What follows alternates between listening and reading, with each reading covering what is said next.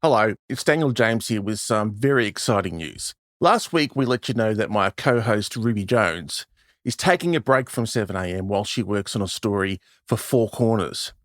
While she's away, I'm going to be sharing hosting duties with a wonderful journalist, Nicole Johnston. On the edge of the city of Changchun, a towering monument to the China dream and its demise. This is the first time in the United States in a midterm election that they're having to recount 3 statewide races. And these are big races all night throughout the Gaza Strip. The latest information that we have is in the last few minutes we have heard about an airstrike. You probably just heard one of those airstrikes that I mentioned. There aren't many corners of the earth, many front lines Nikki hasn't reported from. From the Middle East to Africa, Europe, the US and Asia, for 2 decades, Nicole has covered the events that have shaped the world. People from Mosul's old city have been broken, bodies ravaged by hunger, beaten down by months of war. And this is how it ends. Men stripped to their underwear to show Iraqi forces they're not wearing a suicide vest. And now she's back in Australia, unpacking the biggest news stories for us. Nikki, thanks for joining us. Great to be here. Now, you say you left to go travelling for a year and it turned into 17 years. How did that get out of hand? It really got out of hand, didn't it? It started with a year of backpacking, but then once I got to London, I'd always had this big dream of being a foreign correspondent. I didn't know how to go about it, and I thought the best way was to try and specialise in a region and learn it and then take all of that back to Australia, but I got distracted. I ended up focusing on the Middle East. I did a master's in Middle East Studies at the University of London, even though I'd never been to the region, knew nothing about it. But I was fascinated very quickly. And luckily, not long after that, Al Jazeera decided to launch an English language channel based out of Doha. I signed up. I thought this hopefully will be my ticket into the Middle East. And so what are some of the stories that have stayed with you during your time with Al Jazeera and in the Middle East? I think I would start off by saying that my first big break or deployment with Al Jazeera was in Gaza. And I first went there for 3 months. And that was when the Mavi Marmara attack happened. A deadly battle has taken place off the coast of Gaza as Israeli forces stormed at least one ship attempting to break the blockade of Gaza.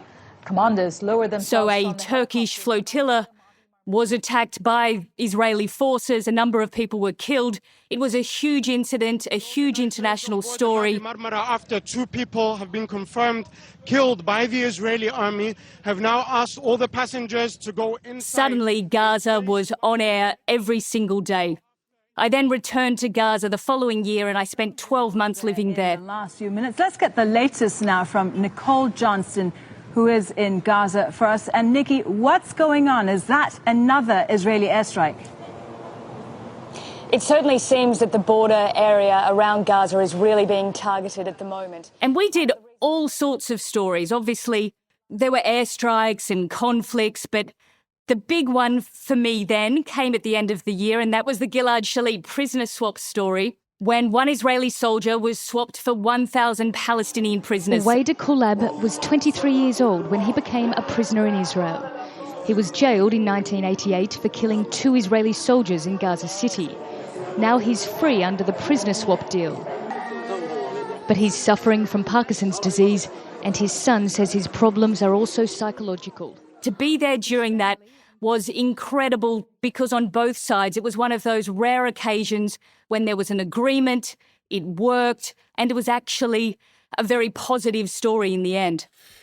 When are we talking here in terms of your coverage of the Middle East and with Al Jazeera? Oh, gosh, it's hard to remember. I think I went to the region almost 18 years ago and I was there for a decade. In that time, I had the year permanently based in Gaza. I spent about a year in Jerusalem. And then I went to Egypt and I was based in Cairo.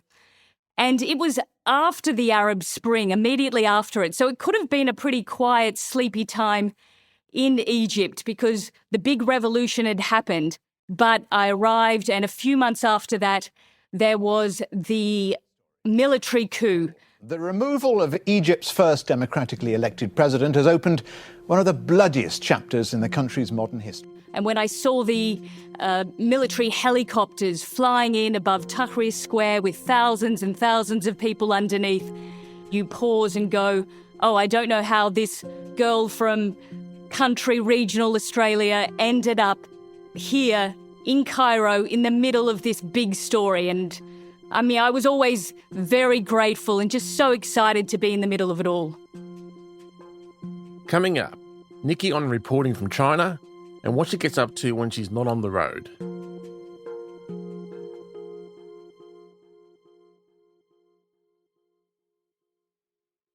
What kept you on the road for all those years? Was it that thirst to be in the thick of it? I think so. I love the job, and it's not easy to get these jobs. So when you finally do get the job, it is a hard thing to give away. And I don't think I ever really would want to entirely give it away. I would go back overseas at the drop of a hat tomorrow because it's so fascinating. It's so interesting.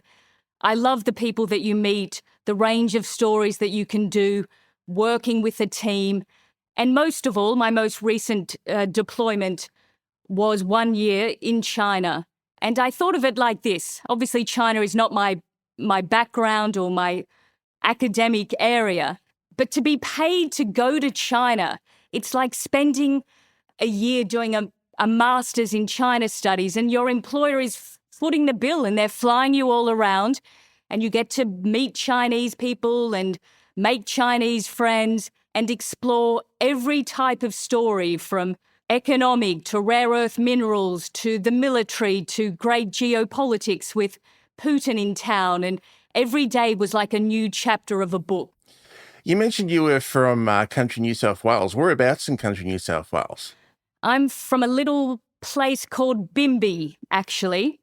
It's about 30, 40 kilometres outside of a small town called Grenfell. Population maybe 1,500 people. But if you're in Sydney and you drive 5 hours southwest, you'll reach it. And Grenfell, just to say, was the birthplace of Henry Lawson. So I went to the Henry Lawson High School there. I had wonderful teachers at school.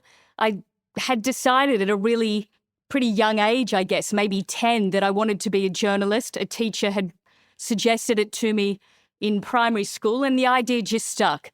And my parents would often joke later that at one stage I said, if I end up at the ABC in Wagga Wagga, I will be really pleased with myself. So it's funny. Anyway, the worldview got bigger after travelling abroad, and I have just tried to push it and keep the show on the road and take as many interesting opportunities and meet as many great people as I could. Well, you've landed with us here at 7am, and we're very, very, very happy about that and very, very grateful to have someone of your calibre with us. What type of stories are you hoping to cover for 7am? Oh, that's a good question. I think the kind of stories that I want to do, aside from the wonderful Australian stories, are international stories. That's really my bag. I've spent so long overseas, and it's reached that point where it all sort of starts to come together.